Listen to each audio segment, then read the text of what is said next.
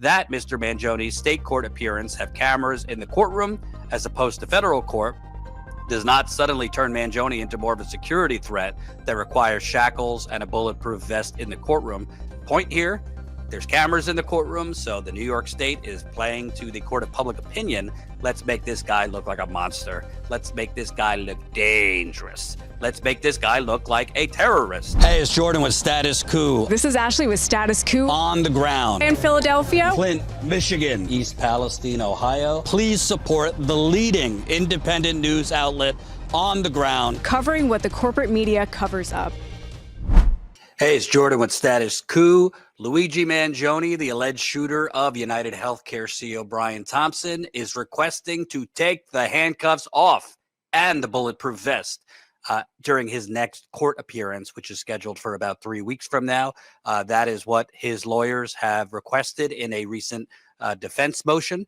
At the same time, UnitedHealth continues damage control as the Trump DOJ is apparently investigating its criminal behavior. I'm not going to hold my breath on that one. Let's start with Luigi Mangione's lawyers and their court motion requesting to take the handcuffs and bulletproof vest off when he is sitting there defending himself, as they make the point that it is essentially prejudicing him against a potential jury. This is a 5-page court motion recently filed by his attorneys in the state case, the state of New York. We respectfully request that during the next court appearance on June 26, 2025, Mr. Mangione be permitted to have his hands unshackled while seated at the defense table and be permitted to wear court-appropriate clothing without a bulletproof vest. The authorities, both state and federal, have already prejudiced Mr. Mangione in the media more than virtually any defendant in recent memory. This commenced with the New York City mayor-led staged perp walk, and it continues until today. For those of you who don't remember, they took him off this jet from Pennsylvania. They had a SEAL team level 6 level of security, including Mayor Eric Adams for some reason. They, walked him along as if he was Hannibal Lecter there, draped by heavily armed police and security, all for show, all to make this man look like, Hannibal Lecter. Whether you agree or disagree with what he allegedly did, I haven't seen that kind of perp walk ever. Particularly, I haven't even seen that kind of perp walk for terror suspects who have literally, killed 20, 30, 40 type people. The motion goes on to point out these same authorities should not use Your Honor's courtroom and Mr. Mangione's court appearances to perpetuate a false narrative that Mangione is an unusual danger requiring extraordinary security measures. There is no disputing that he has been a model prisoner, a model defendant in court, and has treated everyone in the court and prison system with cooperation and respect.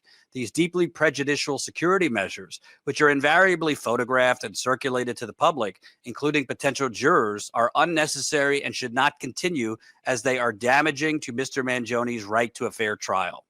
Our narrowly tailored request, which is in the court's discretion, is that Your Honor permit Mangione, when seated at counsel table, to be treated like any other defendant and have his arms unshackled with no bulletproof vest, which is how he appeared in federal court in December 2024 and April 2025 without the need for counsel to request these conditions.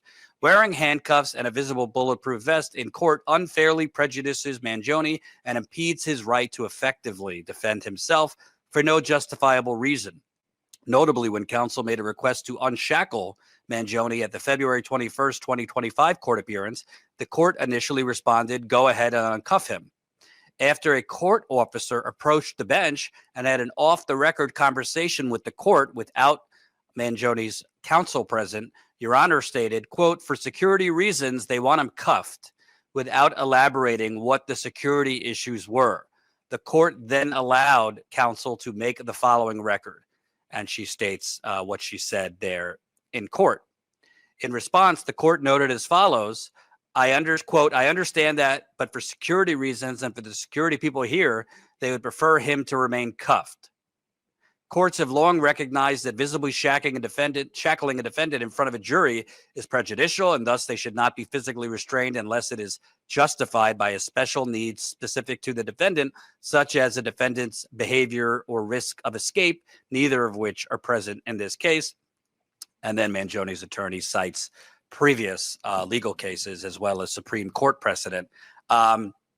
Obviously, we weren't in the courtroom. We have covered the outside activities, outside Mangione's various court appearances. We have been on the ground covering it, and we will continue to cover this on the ground. Please support us as a paying member for as low as $5 a month. That's 16 cents a day, so we can continue funding this important on-the-ground reporting. It's extremely, extremely important, and also takes resources to fund reporters, cameramen, and the equipment. So we're supposed to believe, according to what the judge said, the judge was approached by, I guess, officers in the court. I wasn't there, the bailiff, whoever. Some off-the-record whispers happen without Mangione's attorney at the bench. And then the judge basically says, well, we're going to keep him cuffed. Are the police and the armed cops and security armed in the courtroom so concerned with a 26-year-old skinny, scrawny guy who's not armed? What do they think? He's, got a bazooka under his sweater vest? It doesn't really make sense why they would, if the judge said uncuff him, why the police there and the armed security would feel he needs to be cuffed and also wear a bulletproof vest. There is no security threat from Mangione. Obviously, he's coming from the prison. He's not armed. Maybe you could say there's a security threat of others in the courtroom, but they all have to go through metal detectors. None of them are getting in with guns or anything. So it kind of seems like this is the state of New York, the prosecutors basically trying to, again, make the public and a jury think this guy is Hannibal Lecter. And again, you could have your opinion. You could be against him if you believe he did it. You could support him even if you believe he did it. It's alleged at this point. But the supposed to be dynamic of America, the DNA of America, is innocent towards proven guilty. I know our current president doesn't believe in due process, the Constitution or anything, but we're supposed to. And the states are supposed to carry that out. So they're basically trying to make him look like Hannibal Lecter to a jury, to the public, when there's no need for him to be cuffed, or anyone, frankly, any defendant. I would say there's no need for them to be cuffed or have a bulletproof vest. So I completely understand and agree with his defense motion in this case. Let me read more of what his attorneys say here, and we'll put the link to this in the description if you want to read along. In addition to pretrial prejudice concerns, shackling Mangione's hands will limit his ability to meaningfully participate in his defense by preventing him from accessing his legal papers, taking notes, and providing notes to counsel during the appearance. Such interference with a defendant's ability to communicate with his lawyers was part of the Supreme Court's analysis in Deck and applies equally in Mr. Mangione's case. That's referring to a previous case that the Supreme Court weighed in on. Furthermore, there's no reasonable security justification to physically restrain Mangione differently in state court versus federal court. She's pointing out he is not restrained in federal court. In his federal case hearings. Since Mangione was first arrested in Altoona, Pennsylvania, he has been respectful and cooperative and has not been either a flight or security risk. As has been widely reported and is captured on multiple police body-worn camera videos, at the time of Mangione's arrest, he was calm and compliant and did not attempt to flee or disobey the police officer's instructions in any way, which goes to the point, why does it need to be handcuffed? Furthermore, they go on to talk about there is no need for him to be wearing a bulletproof vest in the court. There is also no security justification for requiring Mangione to wear a bulletproof vest in a courthouse where all visitors are screened through a metal detector on arrival. Tellingly, Mangione was not required to wear a bulletproof vest at his December 23rd arraignment before this court, and there is no reason for him to be wearing one now. To counsel's knowledge, there have been no threats to Mangione's safety, and the only one wishing to execute him is the federal government. That's a great line.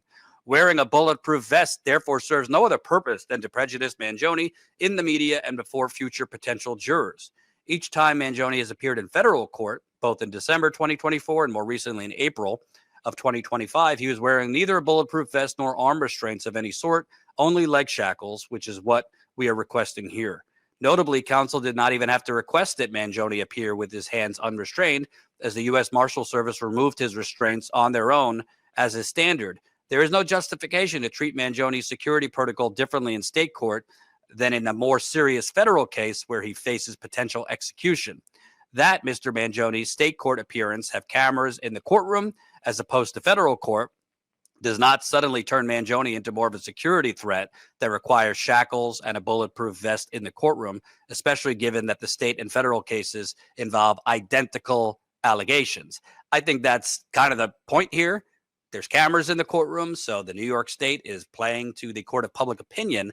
Let's make this guy look like a monster. Let's make this guy look dangerous. Let's make this guy look like a terrorist, which unprecedentedly, they charged him with terrorism in New York, which many top-line criminal prosecutors and defendants have said was stepping over the line and going way too far, charging him with terrorism. She concludes, to conclude, Mangione respectfully requests that he be permitted to sit in courtroom without shackles on his hands and without a bulletproof vest. Since the inception of the case, Mangione has been strategically portrayed to require heightened security measures and has endured unnecessary and prejudicial militaristic shows of force. Nevertheless, the holdings in Deck and Best inform Mr. Mangione's request today, as the photographs circulated of Mr. Mangione in Your Honor's courtroom are prejudicing future juries against him. So that's the latest there. We will see what the judge decides. Again, we'll be there covering his next court appearance scheduled for June 26th. So a reminder, please support us. We could only grow as far as you take us. We are, as far as I know, the only independent outlet, definitely the only outlet, definitely not the mainstream media, but the only independent outlet that has covered this as much as we have. Because to me and us, it isn't just about Luigi Mangione. It's about a predatory, murderous, for-profit health insurance industry that should be on trial. At the same time, UnitedHealth damage control. After the announcement that the Department of Justice was investigating its fraud, specifically its Medicare Advantage fraud, which preys on seniors and elderly people by scamming them at the tune of billions of dollars in profits, I was kind of surprised to see the DOJ was investigating that. I'm not really holding my breath for anything other than a slap on the wrist settlement to UnitedHealthcare, which they will gladly pay and then laugh all the way to the bank. But recently, UnitedHealth Group, the parent company of UnitedHealthcare, their CEO stepped away for personal reasons. That would be Sir Andrew Whitty, who I believe was making upwards of $20 million a year. He stepped away for personal reasons, and he was at the helm, so presumably very involved in the Medicare fraud, which if I committed Medicare fraud, I'd be in jail. When UnitedHealthcare does it, no problem. We'll investigate it, and they'll get a fine. Well, apparently the new CEO is, quote, conducting a comprehensive review of UnitedHealth's Medicare practices that are facing federal scrutiny, the new CEO says. I don't know. Seems more like let's check a box to make it seem like we're trying to do the right thing here, but also kind of an acknowledgement that, hey, maybe what we've been doing, something isn't right here. Maybe there's smoke here. UnitedHealth Group's new CEO told investors that the company is reevaluating how it tallies its Medicare Advantage patients' diagnoses for reimbursement purposes, an issue currently under investigation by the Justice Department. Stephen Hemsley's remarks, that's the new CEO, during the company's annual shareholder meeting on Monday, signal a noteworthy shift. UnitedHealth is now publicly acknowledging potential issues with how it assesses the health of its Medicare Advantage members. Let me just rephrase for this outlet. It's not how they assess, it's how they criminally and fraudulently scam the government and patients. If you don't know, for those of you who have been watching for a while, you've seen this before, but this is in reference to, it's already been shown, good reporting by the Wall Street Journal of all places, how UnitedHealthcare was criminally bilking the government and patients out of billions through Medicare Advantage. UnitedHealth's army of doctors helped to collect billions more from Medicare. The biggest Medicare Advantage insurer presented physicians with checklists of potential diagnoses. Quote, I didn't think I was obese. I'm not going to read the whole thing, but just a refresher. Like most doctors, Nicholas Jones prefers to diagnose patients after examining them. When he worked for UnitedHealth Group, though, the company frequently prepared him a checklist of potential diagnoses before he ever laid eyes on them. UnitedHealth only did that with the Eugene, Oregon family physicians' Medicare Advantage recipients. He said, and its software wouldn't let him move on to his next patient until he weighed in on each diagnosis. The diagnoses were often irrelevant or wrong. Shocker.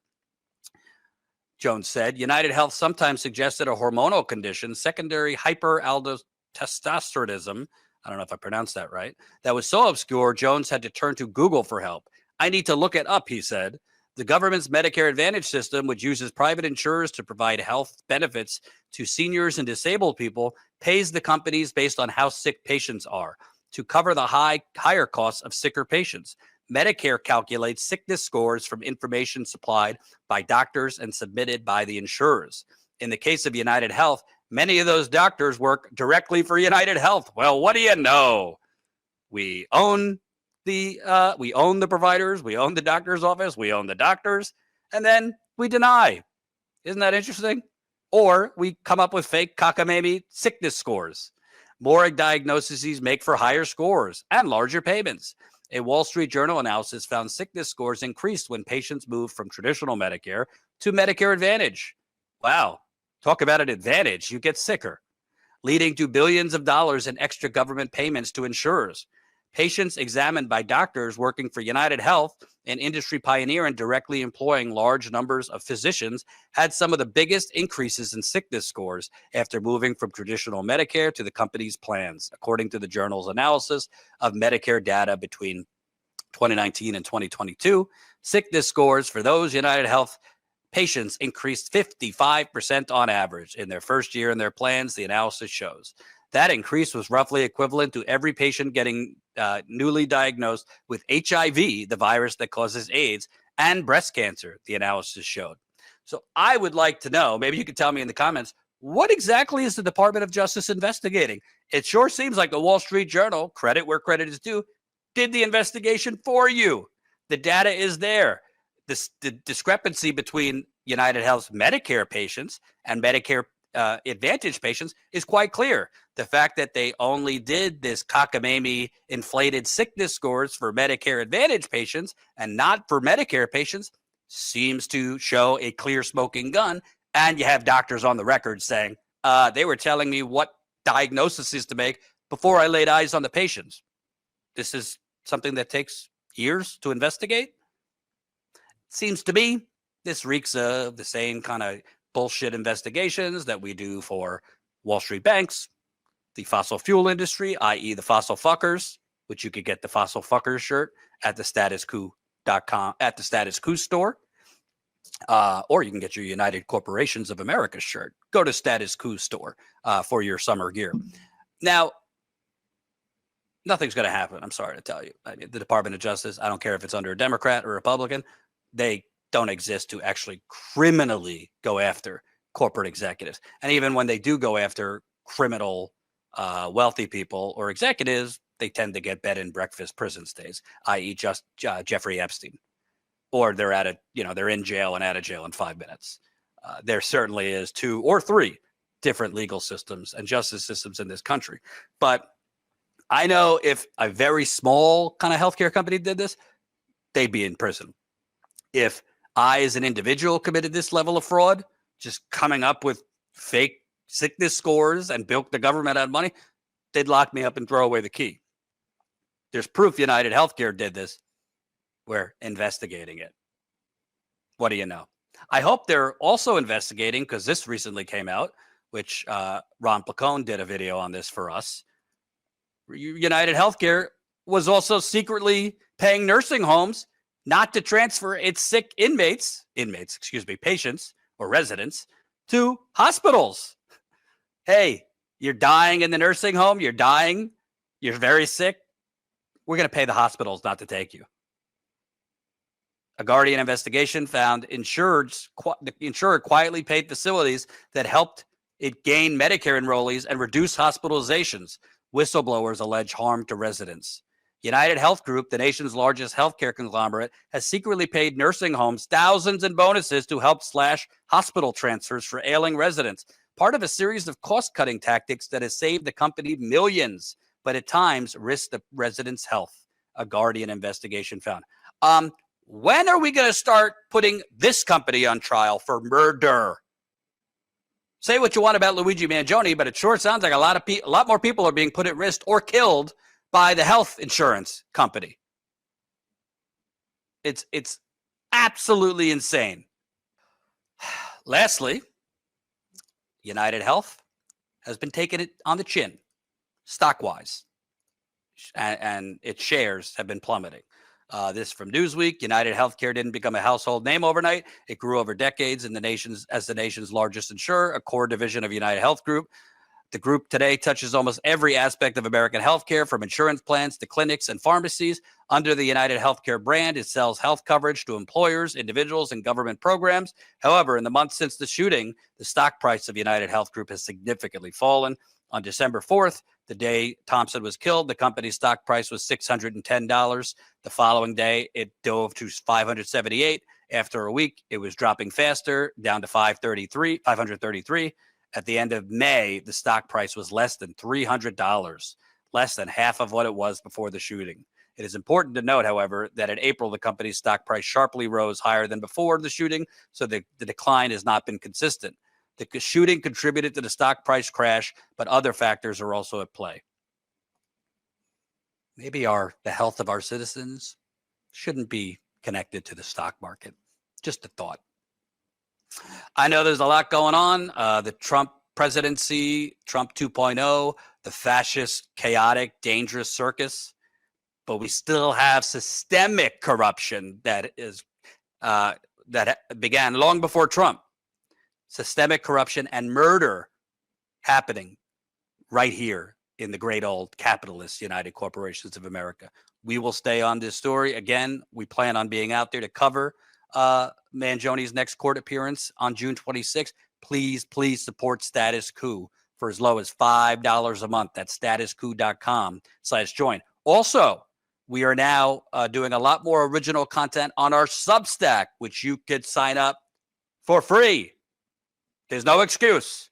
Every single person that is watching right now can sign up to our Substack for free.